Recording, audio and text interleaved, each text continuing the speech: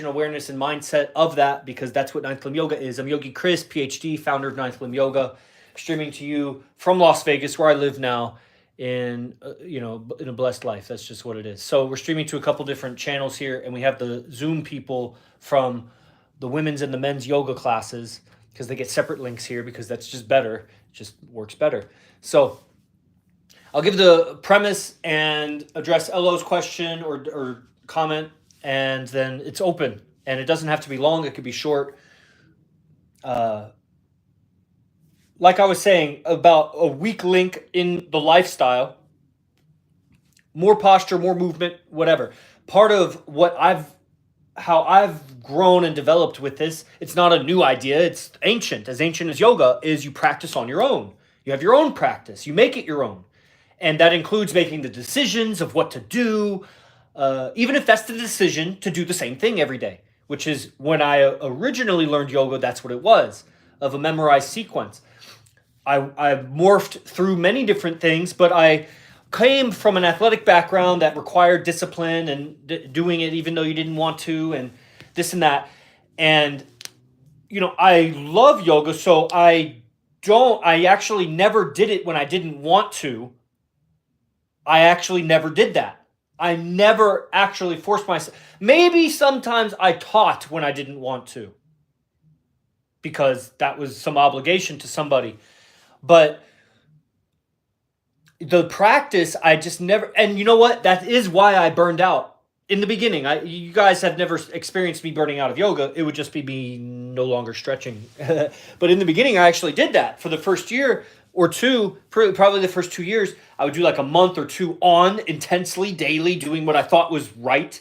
And then I would burn out. I just couldn't motivate myself to do it. And I never did it if I didn't want to, because I was through with wrestling and I was done working out when I didn't want to, not eating when I don't want to, eating when I don't want to, drinking, being thirsty when I don't want to, all of that, because that was the experience of wrestling, was like doing shit you don't want to do almost all of the time. The only time that it's like what you want to do is like when you're standing on the podium or when you're getting your hand raised, winning, and that's like the only time that you enjoy wrestling. The rest of it is you learn to love. It's you love-hate thing, and it's probably a lot of the violence in me was ingrained through all of that Western training of a very aggressive thing. And when I came to yoga, I'd like sworn all that off. So, but I was still making the decision to practice the same sequence every day. And I was doing it how I thought it should be done, and I would burn out and not stretch anymore for a couple months. I'd get all irritated in my mind and body, decide I'm going to do yoga again.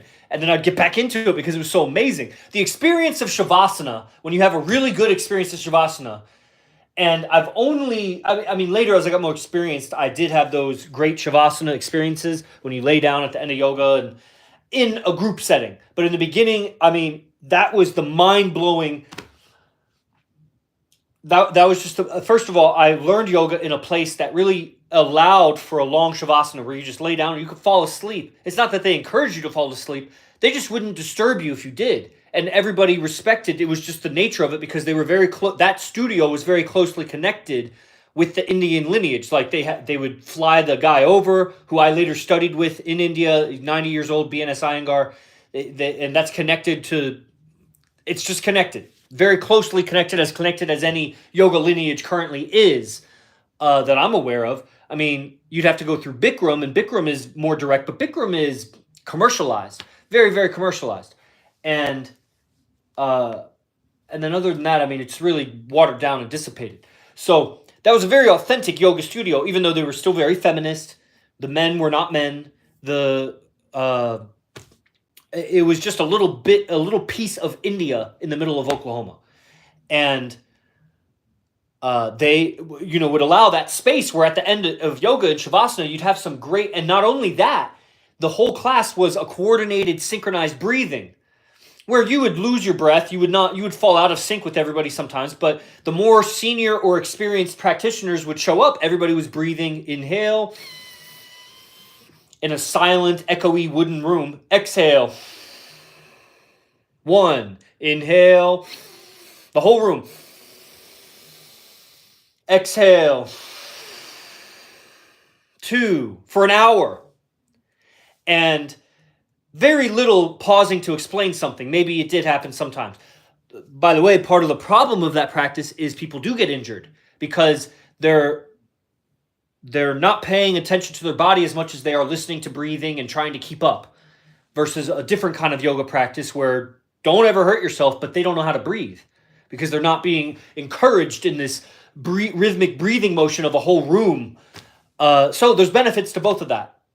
So I learned that. Then I learned shavasana because I'd have great experiences. I wasn't yet self-aware enough to appreciate the value of the shavasana experience.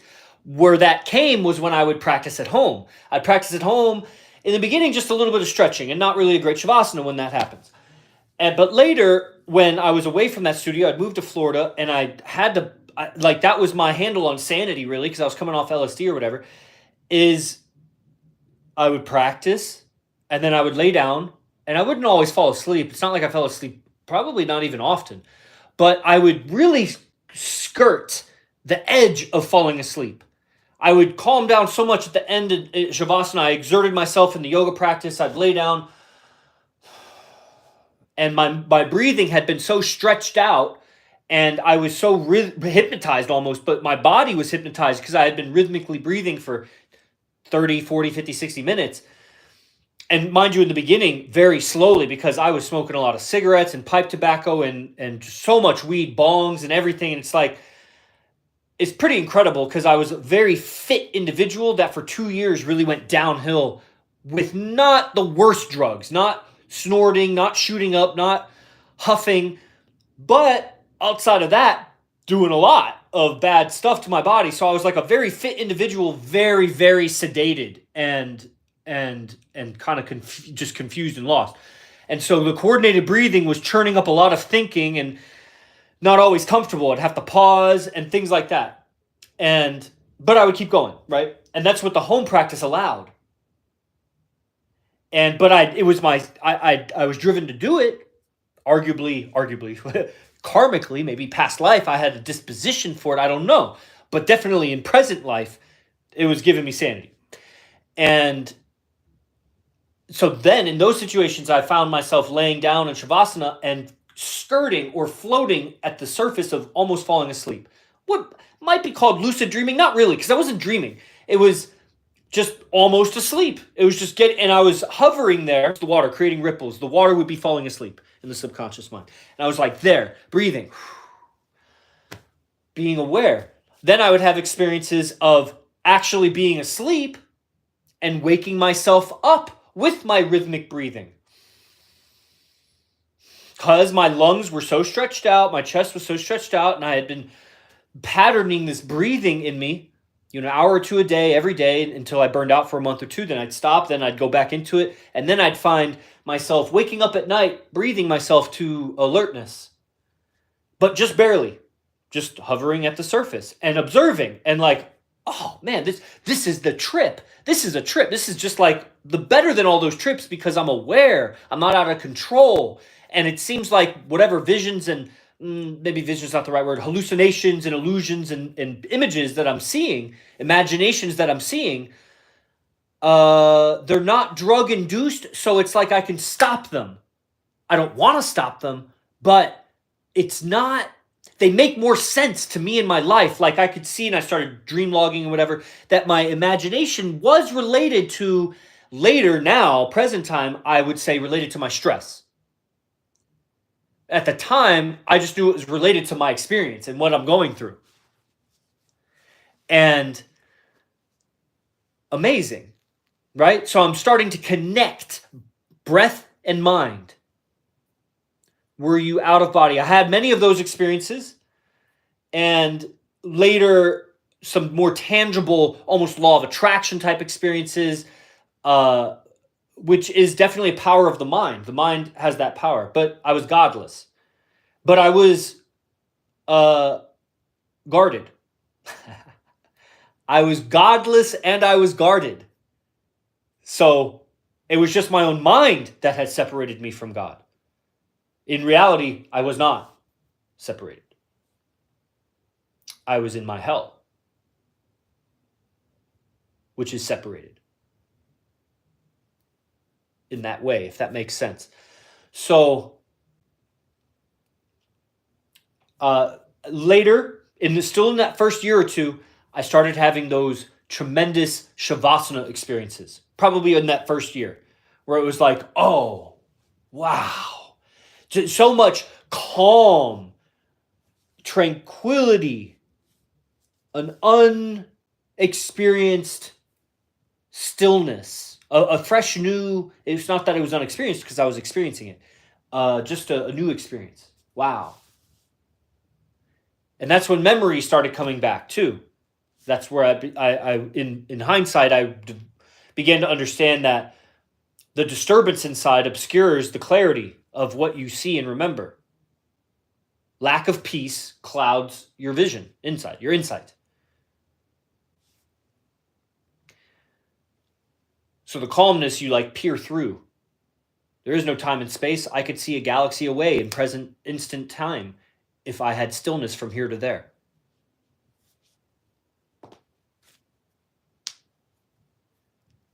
So, but a lot of people don't even have stillness between them and another person.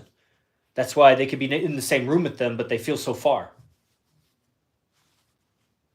You have perfect stillness with somebody and you be across the country and you're like right there with them. Your hearts are one. It's the mind that created the distance, because in reality, all is one.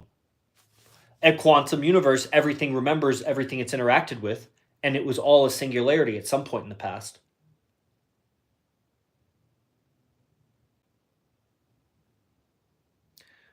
All right, Chris, what can you say about Shiva from your travels to India? Would love to hear your experiences. Not too much, not too much. Your name is Shiva, though, so that's interesting.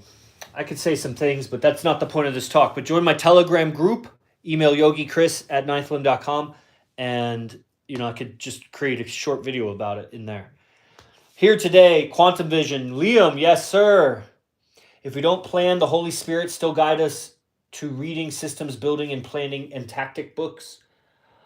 I don't know that it's the Holy Spirit, perhaps. I would be going off of my my experience is there is a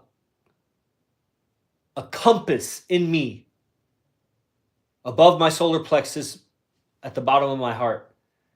There's a compass in me that seems to be anchored, like latched to the ground somehow, anchored to God, to spirit.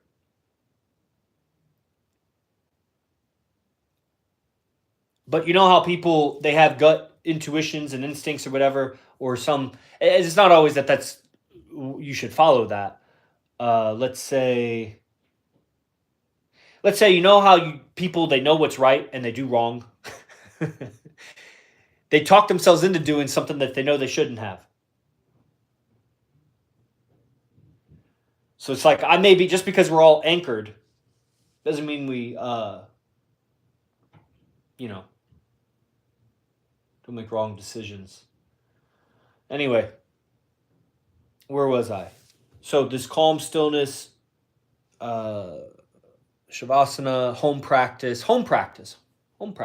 Later, I came to all these other practices like handstand training, pranayama practice, these different counted breathing and things. Wim Hof, which is like a pranayama. Different kinds of yoga, like the yoga synergy system, and other kinds of like blended handstand yoga systems, and the acro yoga, which had a personal yoga system also. All sorts of things. And later, and then the muscle activations, of course, but that was always a secret because that was too advanced for everybody. I didn't realize how advanced it was because I got it like that, because yoga was my salvation and I had enough intelligence also. Those two things combined, I received some very, very high level yoga and just received it. Like, it would be like teaching music to somebody who just could get it. Not that I was like Mozart, but could get it. There's just kids that can play it because they just get it. Like, teach them some piano chords and they just get it for some reason. So laid down in their nervous system. So I got the yoga. And then later that got introduced so that my yoga sequences could have some of that muscle activation stuff. But all the while, I'm learning all of these systems to practice at home, like to practice them at home. Even the acro yoga practice, nobody did in the acro community. All the girls, all the guys, everybody. Although I only ever home practice with girls. Home practice would also be go to the park or do a solo practice. You could put a cocoon of space around you and practice, whether it's you. Honestly, even my classes are that. That's what you can tell the difference between a person, a teacher who practices at home, because they bring that space, at least to the practice. Socially, I didn't have that space. I later learned to bring my yoga practice to the world. That's why I'm Yogi Chris. It's that same space where you keep that space sacred that you're practicing, where you take responsibility for it because you're practicing. You enjoy it because you're practicing.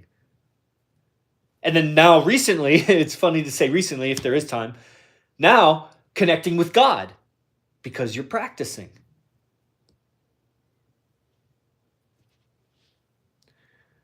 We're just remembering God or loving God. That's the better way to say it. Let's say loving God. That's way better than connecting with God. Fuck that. Loving God. And it's amazing. It's almost embarrassing to say, why would you ever not? Why is that a thing you should do? What's going on there? Right? Amnesia. I don't know what to say about it. Ignorance. Immaturity, I suppose. I don't know. I'm practicing. So, winding this down, where was I at with this? Be still and know that I'm God. Exactly. Be still. And that's some of the new tech with even Jesse Lee Peterson. I was listening to his silent prayer audio, and I mean, it's nothing stellar for a yogi, but it's like, hell yeah, dude. That's going to bring, that's a big bridge for the Christian community to hear him. I remember my grandpa was so devout in the Bible, read it so much, and we really just talked about it a lot. I mean, how to measure how religious the man was. He was seeking peace for himself, but he seemed really, really into it. And I remember him telling me that no one had ever taught him how to pray. He didn't know if he was doing it right. He didn't know how to do it. I'm sure he had his own methods. He was not a open man, open disclosure about things, so I'm sure he had some way to do it. But Jesse Lee teaches his way, and it is the way that I've been doing it with just the understanding and the presence. It's like when I bring my yoga practice somewhere, he brings his faith somewhere. So it's a space, it's a bubble of like, this is a love of God kind of, oh, that's great, man. That's yoga. Thank you. That you're a yogi, dude. I would consider you a yogi, but I get it. And you're a pastor is what you are. In your lineage, that's what you call them. So, the space, the shavasana, the practicing at home, all of these practices, even the acro yoga practice or whatever, it was like nobody treated it as. And I now realize it's because none of them had a reference. They didn't have an experience of so much stillness in their heart. That practice should be nothing but that. Why would you do a practice that agitates your heart and tightens your heart or perturbs your heart? Energetic heart, spiritual heart, your blood heart also. And discernment and development, you'll distinguish. It's interesting how all three of those words are so similar. Discernment, distinction, whatever the other one was. The three, the spiritual heart, the emotional heart, the physical heart. Mental, emotional is actually the same. Because you're not having a feeling that you're not thinking something about something. And that's just what it is. Try to do them separately, That's when we would say someone's heady. They're in their thoughts, but they're not feeling what they're thinking. That's when we would say she's so emotional. Women are so emotional because they're feeling all these feelings, but what they're saying doesn't make sense to what they're feeling. You're not connected. Your psychology is not connected with your anatomy or whatever. And that would be grounding. Connect the two, ground it. But it's only what spiritual people call grounding. The people, I don't know if people that are not spiritual, maybe somebody that doesn't believe in God at all, still uses the term grounding. But I would say from a spiritual dimension, grounding is now ground all of that spiritually. Otherwise, every animal is grounded. Because they're not separated, their psychology and their feelings. When they yelp, it's because they felt something.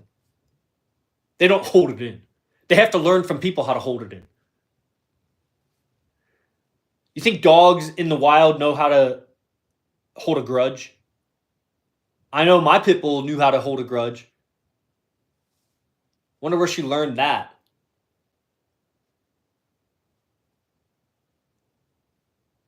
So grounding mind and body, and then grounding mind, body to spirit. Is that where the ego comes from? Where? Obed, you can unmute if you want. Oh, from like holding it in, like holding the grudge, or what you were talking about before, how the animal just goes off by its instinct, right?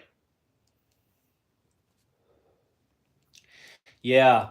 They have that saying in Eastern tradition, Eastern martial arts or something, where it's like when you start Zen, it's the essence is something like this. When you start Zen, the mountain is a mountain. Before you start Zen, the mountain's a mountain. When you start Zen, the mountain no longer is the mountain. When you reach Zen, the mountain becomes a mountain again. So it's like animals don't have egos like that, aside from the ones that interact with humans, because they become self-reflective and self-aware in different ways, in different neurotic ways, the ways that the people treat them. And so they get really obscured and distorted feedback from their environment about what they are. Versus if they were wild, let's say a dog in a pack or whatever, they'd be getting the feedback of the dog pack, which is the evolution of the genetics of that thing, and that's feeding it back in a way that's close to what it's historically been. So it just very, in mild ways, randomly kind of mutates from that, and it evolves and whatever. And let's say, you could say if a human was abducted by aliens and grew up with aliens, it'd probably have a really warped feedback about who it is and what it is. So when it came back to humans, it would have a really weird self-awareness about the person would, because their feedback of who they are and what their value is and what their role is and everything would be from an alien perspective so you get it? It's kind of like that. Take an animal from the pack. We're the aliens to the monkeys. We take a monkey, put it in a zoo. We're aliens to that monkey. But the monkey starts to upgrade its intelligence as depending on its interactions, good or evil, with people. So getting back to the point about the ego and Zen, mountain becomes not a mountain, then becomes a mountain again. So the animal has no ego outside of it. It's like animal, spirit, the essence of it. It's not thinking separate from that. I wonder if wolves and wild dogs and whatever have dreams. I wonder if they are having that. I don't know. I think it would depend on if they're having dialogue and communication throughout their day. Because I think it's that mechanism of a language that keeps playing during nighttime, with playing out the stresses of the body. Because the language is representing images that I transfer to a person so that they can see the images I'm seeing through language, describing it, and then we agree on the meanings of it. So unless the animal is having a language, I don't know if they're having dreams. I don't know that. But let's just say, for the thought experiment, not to get too into Satan's fucking magic here, that they don't dream. As the animal develops the language, it creates a self-awareness and separates itself from God, from its creator. It's now no longer Adam in the Garden of Eden. It's taken a bite of good and evil, of knowledge being evil. And this separation, I see it as, it's like pulling. It's like when you have the sticky thing you put on the screen of the phone, the cell phone protector, or saran wrap or some tape or something you put around something and there's an air bubble under it. That's the separation from God. That's a mental construct. You pulled away from it. And that's ego. That's the kind of ego that we talk about when he's like, oh, he's got a big ego, or fragile ego, or sensitive ego, or that's just your ego. Genesis training or the idea of returning to an egoless state is a return to natural being, a letting go of the evils in you. The evils being that you think you are the creator and that your opinions and ideas about how the universe should be somehow trumps the way the universe is. You're ungrateful for God's creation because you have a better idea about it. You want to play God. And so that's ego. So any emotions that come from thoughts is thinking differently about what is than what is. Living in your head, not living in what is. And that's ego. But again, a return to Genesis consciousness would be the mountain is again the mountain. Okay, I have this mind creates thoughts, but I know how to overcome that evil and be present. And it's all of the optimal states of being that we get from the spiritual leaders, the surrender, the present time, the being in the Tao, Zen state, yoga, samadhi, without thoughts, but with all of the sophistication and intelligence and articulation of our modern mind, but not living through the mind. Living, you get what I'm saying? So that's the ego is that separation. Yeah, go ahead. Yeah, so it's just crazy how everything's just been lining up to this point, especially from the Genesis teachings, right? Yes. From AZD. Yes. And man, I remember I've had that quote unquote spiritual ego where I wanted to play God and like have full control of my life, especially with the teachings that I used to listen to with the previous mastermind group that I was in, right? Yeah. You know. Oh yeah. Yeah. Bunch of dropouts. Right. And just realizing, the information, right? Even though you might be, falling under God's will or under divinity, right?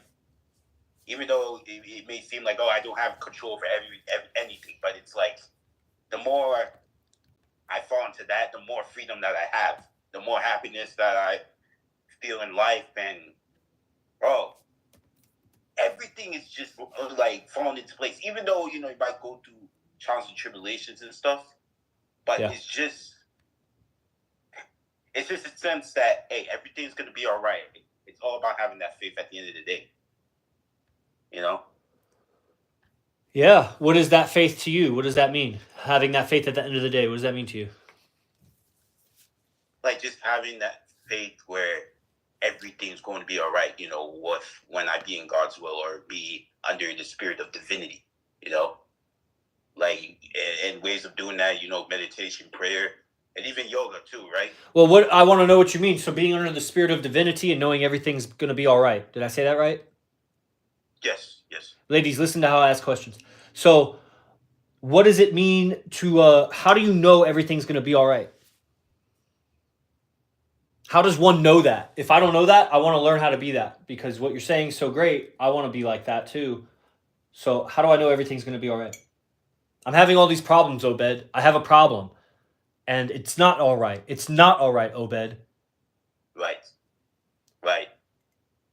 That's why, this is why, like we just listening to Genesis teachings, it's like it's just you gotta really make it a point to really just stop controlling everything, Stop controlling everything. Right. Okay, I just give up. I'm just going to stay in my room because I can't control anything. Because I have a problem, Obed. It's not all right. And I can't control anything like you said.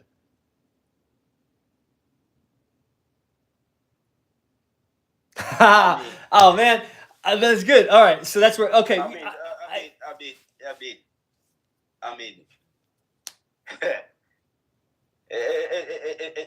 It's a deep thing, but it's like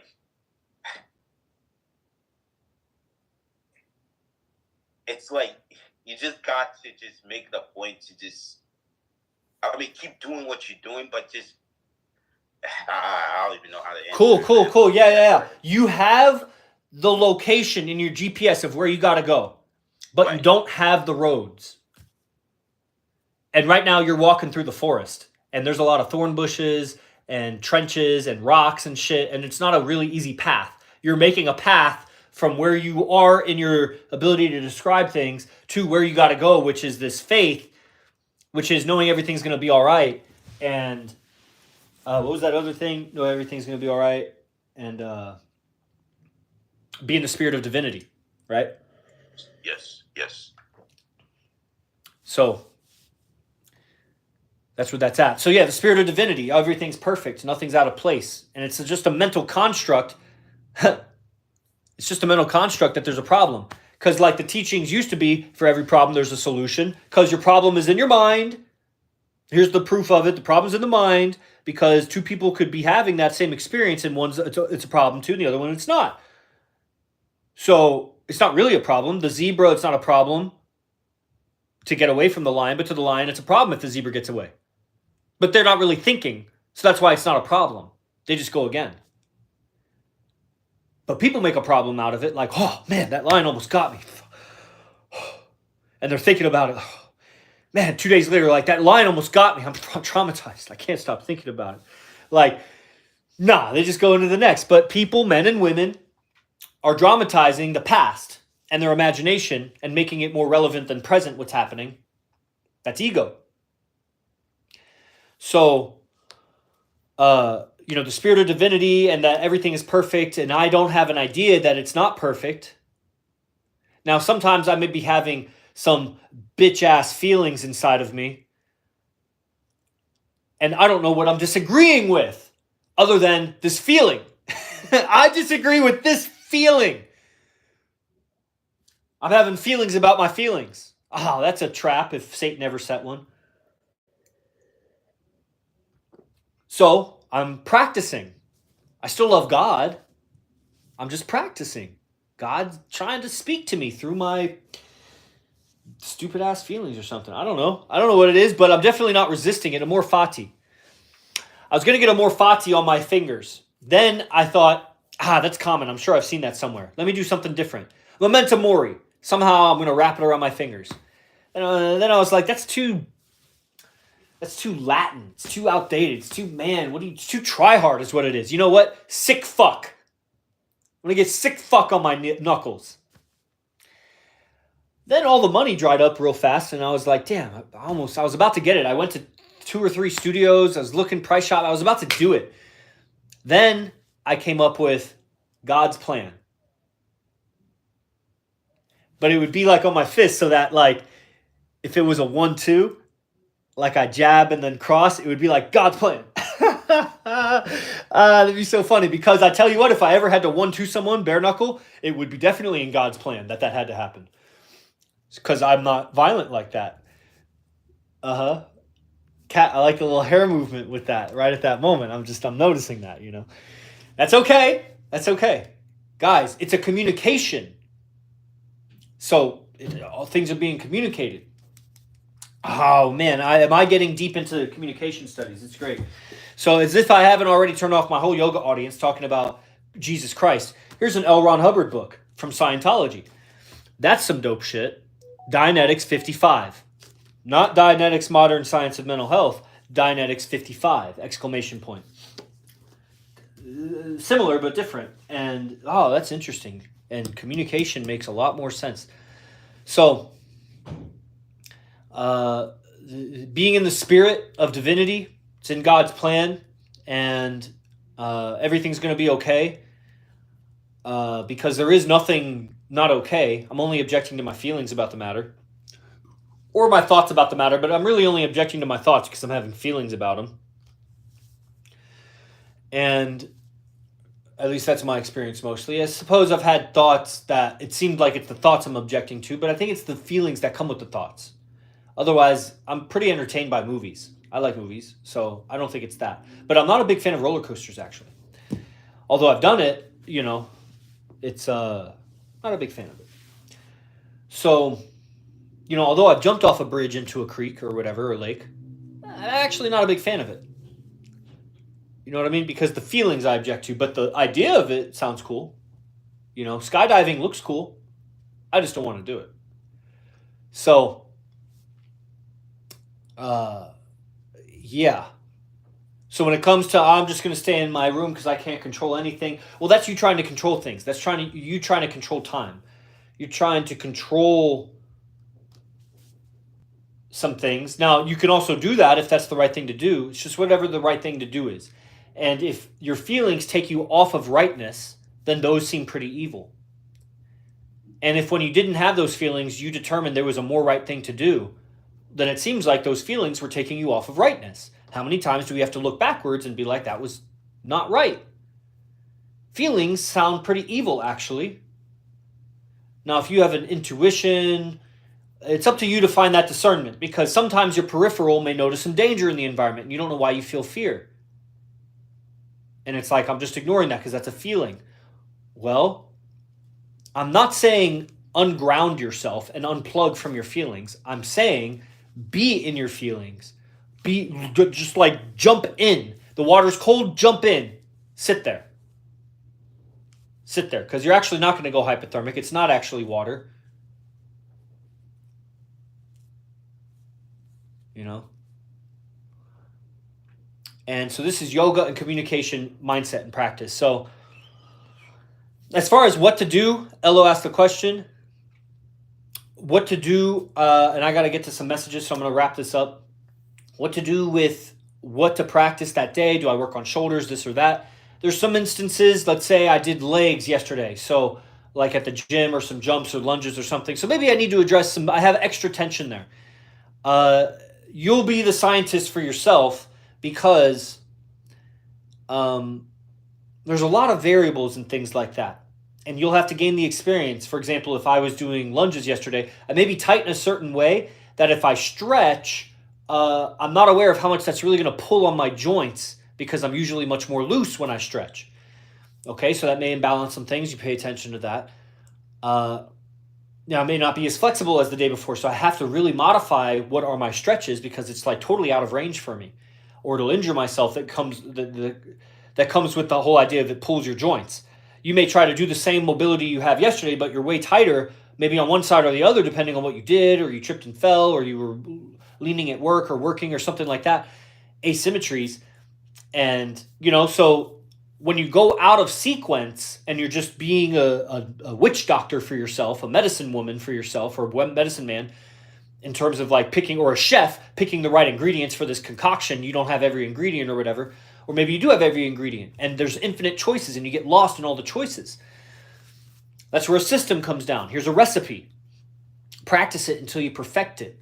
Fall in love with it. Here's some balanced recipes. Practice those. So I've given you a bunch of these sequences that on any given day, they're not too bad. They're not perfect, but for the time constraint, and some of them are more balanced than others. Some of them focus on certain body parts more than others. You've been to almost every class. You've probably done every class. So you would know what are you feeling in your body today, because don't worship your body as if you're going to perfect your body through the yoga practice. Stay in love with God. Stay loving God, not in love. Stay loving God. The grammar changes things. That's the grammar of the universe that our minds are instinctually able to perceive. And we can talk in different ways. Like I ask you, let me ask you, how you be today? So I don't know how fucking Ebonics talk, but like the grammar still works. It's just a different way of putting it together. But saying I'm in love with God versus I love God, it changes the meaning. So when you're choosing what your body needs today, it's no longer worshiping your body as long as you are loving God when you're doing it. To the degree that you're not loving God and you are just trying to fix your body and loving your body, even if you have injury or pain or something, like keep God in mind. Because you won't go wrong. That's why. It's not that you'll definitely go wrong if you don't do that. It's that you definitely won't go wrong if you do that. Let me say that again. If you keep God in mind, you definitely won't go wrong. If you don't have God in mind, you may go wrong, you may not. Eventually you will. And that'll snowball. Everybody's life who's godless, eventually it'll snowball into the realization that they need God. Or they'll die in their misery, in their hell. Okay. So other than that, I try to title the recordings appropriately to capture the essence of the video, but some videos, they have many things it addresses, and it's just I can't make a long title. So it's up to you to be kind of familiar, keep note of what your favorite ones are, and, we'll distill the recordings. Kat will help with that as she's working on different yoga programs or whatever, and she's like the librarian of my yoga archive. So how to group them together into different products of yoga sequences, put them on this platform or that platform, what should be for free, what should be paid, what addresses what, blah, blah, blah. And where are there gaps? What is not addressed in all of these yoga videos? Now that I see them all from a high level view, I see that you're missing this or that. And, we fill in the gaps. So that's where that's at. So everybody, you can go to ninthlimb.com to see, what's been out there, a little older tech, or you can DM me, or girls, you can DM Kat about what's available, anything yoga related. And anything else?